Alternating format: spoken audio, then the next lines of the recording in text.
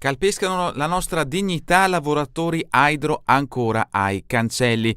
Apriamo con questa notizia l'edizione di oggi di Edicola Belluno, notizia che troviamo sul Corriere delle Alpi, l'edizione di oggi di mercoledì 18 febbraio 2026. L'azienda ha bocciato la richiesta di integrazione salariale, le RSU hanno detto no anche alla linea da 20.000 volt. L'articolo è di Roberto Curto. Sono tornati a presidiare l'ingresso della loro metallurgica e i dipendenti Hydro dovrebbero essere i protagonisti, rischiano di diventare comparsi in questo braccio di ferro che si consuma sulle loro teste con tempi incerti sulla ripresa della produzione e un no espresso dalla multinazionale su tutte le richieste avanzate dai sindacati. Respinta la richiesta di portare la cassa integrazione al 100%, respinta la richiesta di attivare la linea da 20.000 volt e le matrici da trasferire a Ornago. Lunedì si parlava di 7, ma ieri si stava predisponendo il trasloco per 81.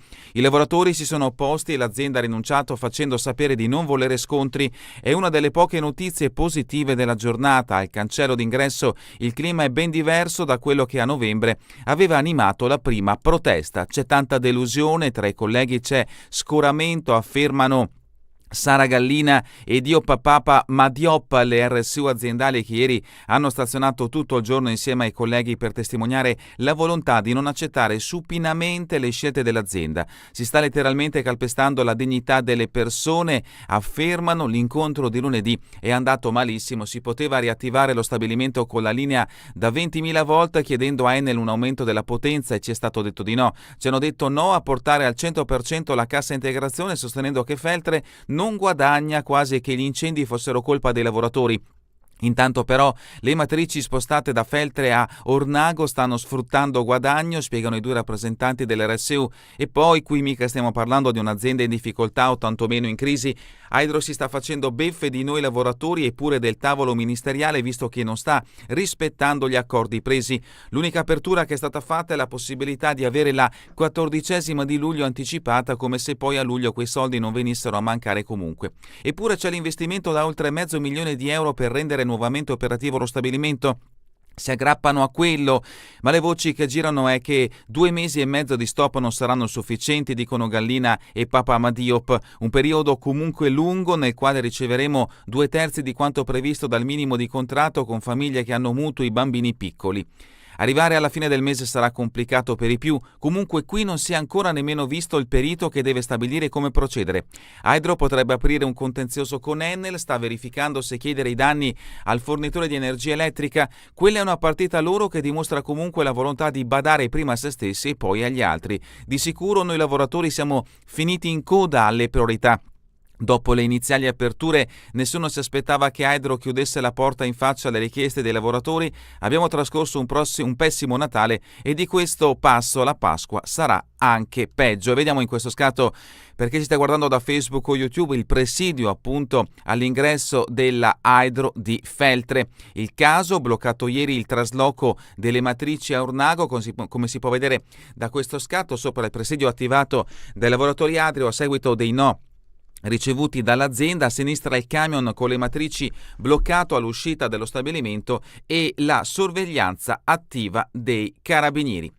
Un altro approfondimento in merito alla difficile vicenda che stanno vivendo e subendo i dipendenti di Hydro, giudizio negativo dei sindacati, nessuna risposta chiara. Il sindaco Fusaro: restiamo al fianco di chi difende il posto di lavoro. Anche in questo caso l'approfondimento a firma di Roberto Curto vi aspetta a pagina 25. Passiamo adesso alla prima pagina del Corriere delle Alpi con tutti i richiami delle notizie principali che troverete nell'edizione di oggi. Ovviamente la foto di copertina è dedicata alla notizia che abbiamo appena letto. Continuiamo con un altro titolo a piena pagina: sono 49 i comuni da fondere, i sindaci nel bellunese, troppe realtà hanno meno di 5.000 residenti, non stanno più in piedi. Sono 49 su un totale di 60 i piccoli comuni della provincia di Belluno, tutti al di sotto della quota limite di 5.000 abitanti. Burocrazia crescente e mancanza di personale impongono ormai scelte drastiche. I piccoli comuni devono fondersi, l'ideale sarebbe si dimezzassero, dice un gruppo di sindaci. Riparte insomma nel bellunese la battaglia delle fusioni. L'approfondimento di Dalmas lo troverete da pagina 2 a pagina 3. A Cortina 11 verifiche, stazione i lavori non rispettano le prescrizioni, stazione le verifiche ambientali sono ormai 11, l'approfondimento di Ali Prandi a pagina 30. Si parla ancora del caso della centralina sul Vajont, studio sul suo impatto, la regione Friuli-Venezia Giulia, iter appena avviato, si farà la via. Centralina sul Vajont, l'iter tecnico è stato appena avviato, la nostra direzione regionale avvierà una valutazione di impatto ambientale, siamo in una fase preliminare, c'è tempo per confrontarsi con il territorio. A parlare l'assessore del Friuli-Venezia Giulia alla difesa dell'ambiente Fabio Scoccimarro e intanto la polemica sale. All'articolo a pagina 21. Borgo Valbelluna lascia la moglie per la cognata e la stalkerizza, perdonato. Lascia la moglie per la cognata che non lo vuole, la perseguita, finisce a processo, poi il perdono. L'approfondimento a pagina 28. Il blitz ad Agordo, danni e furto, 2 anni al vandalo della scuola, spariti computer e bici, 2 anni al vandalo della scuola, 6 mesi all'amico ricettatore. L'articolo di Sosso a pagina 29. E martedì, nella giornata di ieri di martedì grasso, in Piazza dei Martiri, siamo a Belluno, si è tenuta la pedonata di Carnevale in 400 all'allegro e colorato corteo della pedonata mascherata ieri in centro a Belluno. Nel segno dei 5 cerchi, bambini anche in passeggino, mamme e papà, nonne e nonni, anche cani. Una passeggiata per famiglie. Tutti con molta creatività nei costumi, astronauti, frecce tricolori, ninja, scoiattoli, personaggi delle fiabe immaginarie e tanto altro ancora. Una conferma per l'evento riproposto dal Comune per la fine del Carnevale. L'approfondimento di Ferigo a pagina 23. La foto di copertina ci porta appunto a Feltre, un aggiornamento di Curto che troverete a pagina 25 riferito alla crisi della Hydro. E ancora per quanto riguarda il territorio bellunese, pattinaggio dominio azzurro, inseguimento a squadre d'oro, il trenino guidato dal vicentino Ghiotto batte gli Stati Uniti. Parliamo ovviamente di Olimpiadi. I VIP in Cadore, Alberto di Monaco promuove Cortina, esempio di sostenibilità. Il principe Alberto II di Monaco promuove i Giochi Milano-Cortina 2026, lo ha fatto ieri durante un evento sulla sostenibilità e il clima. L'articolo di Michielli a pagina 41. Dal Corriere delle Alpi passiamo al Gazzettino di Belluno, ecco la prima pagina di un altro quotidiano bellunese, anche il quotidiano Il Gazzettino dedica spazio alla situazione difficile che stanno vivendo i dipendenti della Hydro, titolo a piena pagina, Hydro alta tensione, lotta a oltranza. Scatta il blocco dei cancelli, presidio fino a quando non avremo risposte. La sindaca del comune di Feltre, Viviana Fusaro, l'atteggiamento aziendale è sconcertante. Blocco dei cancelli all'Hydro di Feltre per impedire la partenza delle matrici dallo stabilimento. Andremo avanti fino a quando non avremo risposte chiare e certe dalla proprietà. È la decisione dei sindacati. L'approfondimento di Scarton a pagina 9. E sempre per quanto riguarda Feltre, un richiamo di carattere politico, l'assessore Titton prende sicurezza e commercio. Matteo Titton è il nuovo assessore del comune di Feltre, a lui vanno le deleghe che fino a pochi giorni fa erano in capo al dimissionario Alberto Curto, commercio, attività produttive, polizia locale, sicurezza e innovazione. Titton, 24 anni, è esponente di Fratelli d'Italia, lo stesso partito di Curto, un ingresso in giunta che segna la sua prima esperienza amministrativa con un carico di lavoro significativo e delicato. Avrà anche i referati di manifestazioni e calendario eventi, l'articolo di Scarton a pagina 8. La foto di copertina ci porta sul Vajont, il progetto Comitato contro l'utilizzo privato, sindaci divisi, una centrale sul Vajont, no grazie. Il progetto, istituzioni e cittadini sono divisi sulla nuova ipotesi che avanza. L'articolo di Giovanni Santin lo troverete a pagina 11. Ancora politica, in questo caso di carattere provinciale, Roldo rompe gli indugi, vedo troppo immobilismo. Dopo settimane di rumors e di voci di corridoio solide come il municipio di Sedico, Cristian Roldo rompe gli indugi e annuncia la sua discesa in campo per le elezioni provinciali. E lo fa con parole che suonano da vero e proprio attacco al potere in carica. A Roberto Padrin, presidente a Palazzo Piloni, a questo punto suo principale competitor. Serve un cambio di passo per un ente che finora ha solo rincorso le emergenze. L'approfondimento lo troverete a pagina 6. Assale 2 bar con il coltello, il rapinatore fa poca strada, recidivo ma subito fermato. L'uomo che lunedì mattina aveva tentato una rapina al bar Al Piccinine di via Tasso a Belluno è stato individuato e bloccato dai carabinieri. A tradirlo un altro tentativo di rapina, stavolta a Castellavazzo, messo in atto con la stessa modalità, minacciando il barista di turno con una lama a forma di crocifisso estratta dalla tasca del giubbotto. Si tratta di un 48enne veneziano residente nell'area di Marcone. Il 48enne era entrato al Piccinine lunedì poco dopo le 7, aveva chiesto brioche e cappuccino in modo brusco, altrimenti rattirapino, poi aveva estratto un coltello puntandolo contro il titolare del bar. L'approfondimento di Damiano Tormen a pagina 7.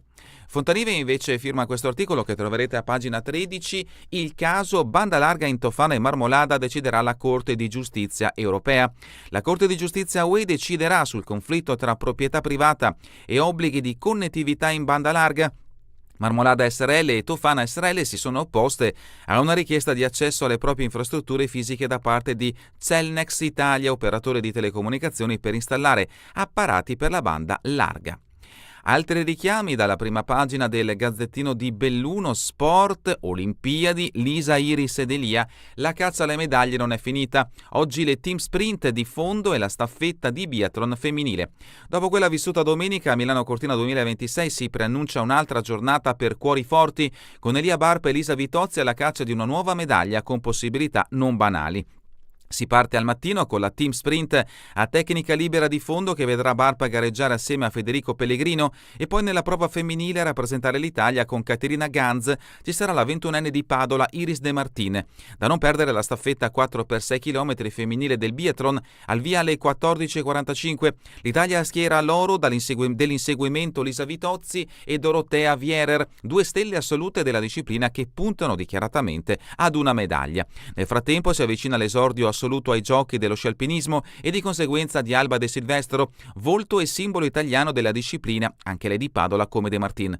Una parterre di atleti di tutto rispetto che potrebbero regalare ulteriori grandi soddisfazioni per la nostra provincia. L'articolo di Tavosanis lo troverete a pagina 2. E sempre in merito alle Olimpiadi, il personaggio, gli anni eroici e quelle piste da incubo, io rugbista prestato al Bob Azzurro. Nella settimana in cui il Cortina Sliding Center è sotto i riflettori, arriva il ricordo di Adriano Bei, il bobbista veronese che per 7 anni ha vissuto l'ultima fase eroica delle piste naturali. Gare solo di notte, senza tettuccio e con uno stress emotivo ben più forte di oggi. L'articolo di De Donà a pagina 5. Carnevale a Feltre Belluno è allegria e allegra invasione, centinaia in sfilata per vie e piazze. L'approfondimento da pagina 6 a pagina 8. Hockey ghiaccio, Caporetto Afro in Alps League, il Merano stravince 4-0. L'articolo di Dibona a pagina 14. E ancora la proposta: costruirò campi da padel e intanto cerca finanziatori. L'appello lanciato da Biagio Daniele su Facebook: ha un terreno da 6.000 metri quadri a Cavarzano e vuole realizzare un'area sportiva. L'articolo lo troverete a pagina 7. È davvero tutto per questa edizione di Edicola Belluno. Vi ricordo che torneremo in replica questa sera via streaming alle 20, domani mattina all'1 ora locale italiana. A voi tutti un buon proseguimento di giornata in compagnia come sempre di Radio ABM, la web radio dell'Associazione Bellunesi nel Mondo.